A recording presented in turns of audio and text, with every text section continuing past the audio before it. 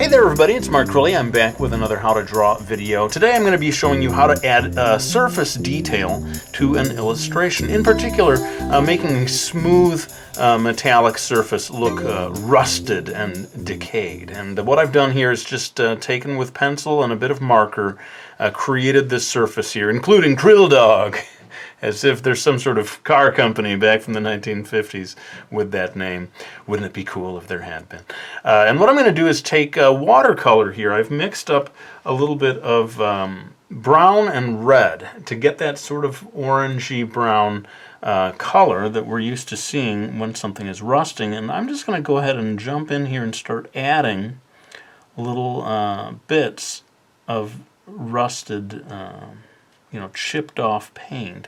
Now normally I would use pencil to sort of figure out where is all this stuff going to go, but I thought it might be fun to show that sometimes with this type of thing you can be fairly spontaneous and let the areas of rust sort of evolve in an organic way without you necessarily having planned every bit of it out. And one thing can just sort of lead to another in terms of you figuring out, well, where do I put the next patch? To sort of, if you're trying to have it look natural. I'm going to go ahead and put quite a large spot over here. Now, watercolor, I think, is uniquely well suited to simulating rust because it, as it dries, it has this slightly grainy, uneven quality to it. Where markers, I think, are very good at creating a relatively smooth surface. Watercolors just, at least in my hand, naturally lend themselves to a slightly spotty, sort of organic look. Anyway, and as it dries, watercolor, the edge of any area of watercolor tends to get a little more crisp, like the dark paint kind of dries right up to the edge of it, which I thought also would be a great thing for simulating the look of rust. So anyway, I think what I'm going to do is go ahead and, in time-lapse, I'm going to continue adding these little patches of rust. Try not to overdo it. We want to leave some of the original, blue of the marker. But I'm going to go ahead and finish this up, and then we're going to be back and start adding maybe a little detail with colored pencils.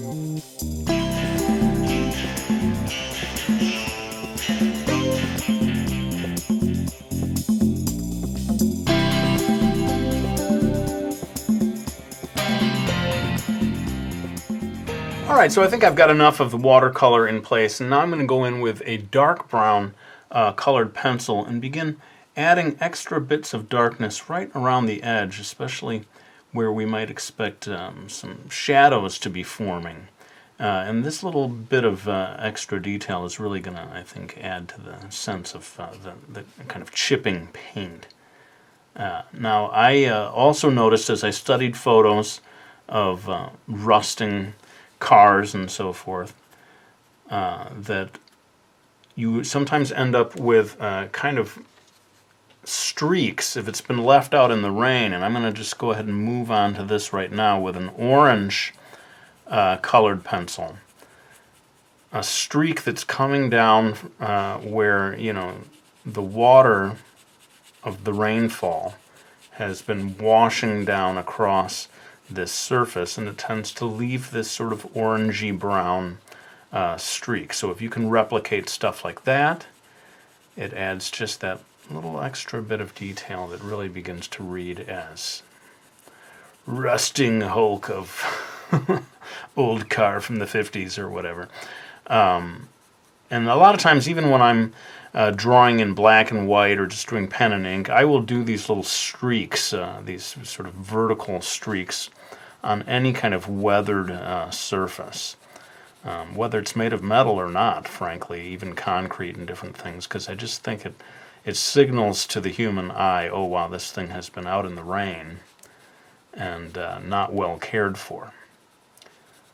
And I wouldn't be surprised to hear that, in the Star Wars movies, when they're trying to make these old vehicles or robots or whatever looked aged. I bet they do a little bit of this with the sort of streaks coming down. You can see it already. The illusion is starting to occur now. But mainly what I'm going to be doing is taking, as I said, sort of a dark brown colored pencil and adding further definition to these areas that, you know, I got the basics of it with the watercolor, but I think by adding, especially to the edges, and then occasionally within that area, just little specks and so forth to add further detail to it, I think is going to complete the illusion. So let's go ahead and finish that off in time-lapse, and I'll be back to see if there's any other further things we can do to create this rusted paint surface.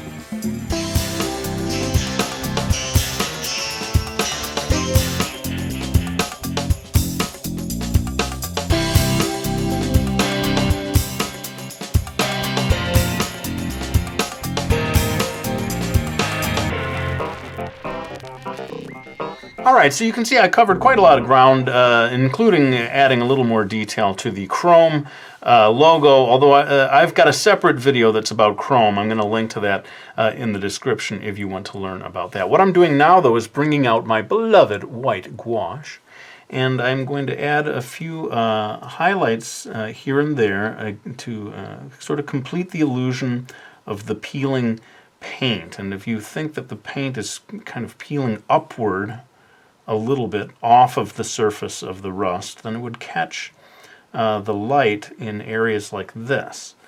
And of course you could also, if you want to, try to get sort of the narrow edge of the chipping paint down on this side. You're going to have to be very careful about doing that as a thin little line, though. But if you can get in just a little edge down here in white, you will be rewarded with quite an effective 3D look. Of course, you don't want to go too shiny, because the whole idea is that this has been sitting out in the rain, and it's not going to be as shiny as it was when it rolled off the Krill Dog factory floor so many years ago.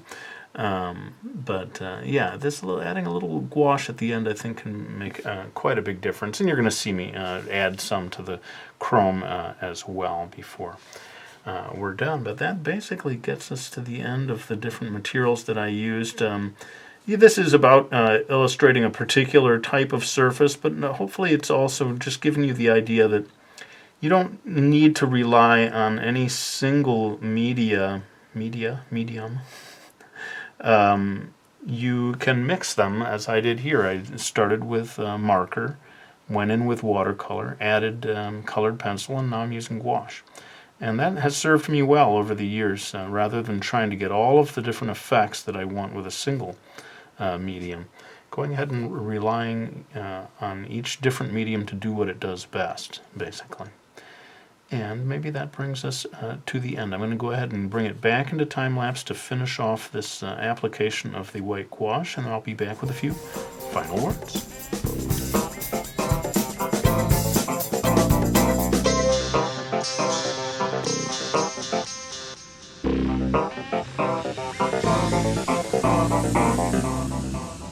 Alright, well there you see the finished product. You can see that the Krill Dog company always put the logo in stainless steel, long-lasting material, although the whole rest of the car they just didn't care about. Maybe that's why the Krill Dog Automotive Corporation went out of business. But I want to make sure that I don't end this video before thanking everyone who has supported me by getting one of my books, like Mastering Manga or The Realism Challenge, this one filled with the types of techniques that I was showing in this video, and my very latest book, The Two-Pencil Method. I really cannot say thank you often enough to those of you who choose to support me that way, but let's go ahead and lay down this pencil.